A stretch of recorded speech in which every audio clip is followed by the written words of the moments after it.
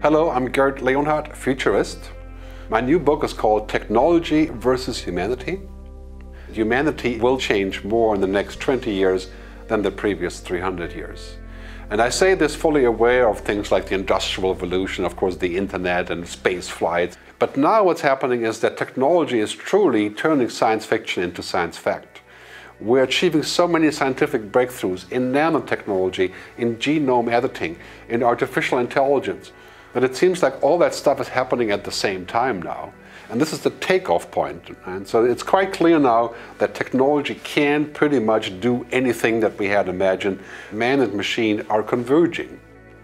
Man and machine are basically creating a sort of symbiosis. And the question for me will be ultimately, where are we going with this? Are we becoming like machines, or machines becoming like us? Many things that we're seeing around us, they're very gradual. We don't see very much like, say, the paperless office or cloud computing. And then all of a sudden it goes boom, and it just either dies or it explodes, right? It's exponential, gradually then suddenly. So we shouldn't make a mistake and look at those things that we have today, like artificial intelligence or genome editing, as being that far away. We're literally on the way to an exponential explosion there. And that will redefine us as humans. It's quite clear that we're approaching the point of what's called the singularity, where one computer has the capacity of the human brain, and roughly in 2050, many experts and other speakers are saying one computer will have the capacity of all human brains.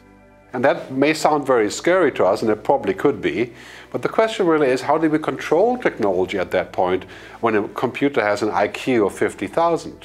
But essentially, one key driver of this development is artificial intelligence. This is the major thing in technology, machines that can think. And some people call that cognitive computing or even conversational computing. All of the terms that we're seeing around this, and deep learning and neural networking, huge topic of course these days, that is a major driver of change. We may find ourselves in a situation where we don't really know the difference between an intelligent machine and an intelligent human in the same way that we do today. We may indeed be the last generation of humans that live without being altered, without being augmented. And augmented is already, of course, using a mobile phone, but this is a trivial thing compared to using visors, right? Or augmented reality, or transplants on your iris, or cochlear implants for data, a Wikipedia implant. Right?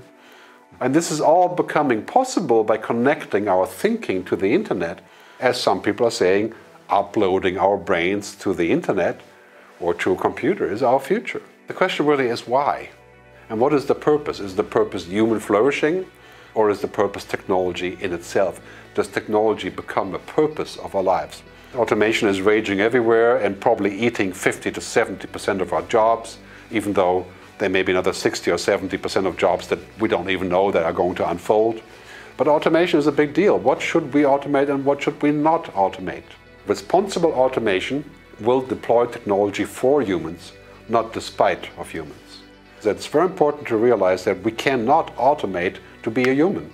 We cannot automate happiness, we cannot automate satisfaction or contentment. Right? Those are things that we need to create as humans. And there's no wormhole for being happy. And we cannot, when we should not, employ technology to create fake happiness. In the book I talk about the need for a kind of protection agency for humans. And I sometimes joke about this being the Environmental Protection Agency, the EPA, for humanity. A place where we can say, you know, we can do this, but maybe we shouldn't, because we need to protect this. You know, these are nature reserves, so to speak. But we also have to have some precaution. We shouldn't invent or do things that we cannot undo, that have existential risk. We need to think about the non-proliferation of artificial intelligence, or the proliferation in a controlled way. And the same goes for genome editing and for nanotechnology. Who is mission control for humanity? This is a very important question. We can't allow technology, and by extension, of course, the military and investors and stock markets to control what we do with our humanity, what our ethics should be, what we are allowed to do in the future. That is a key question. Are you on Team Robot or are you on Team Human? We should embrace technology, but not become it.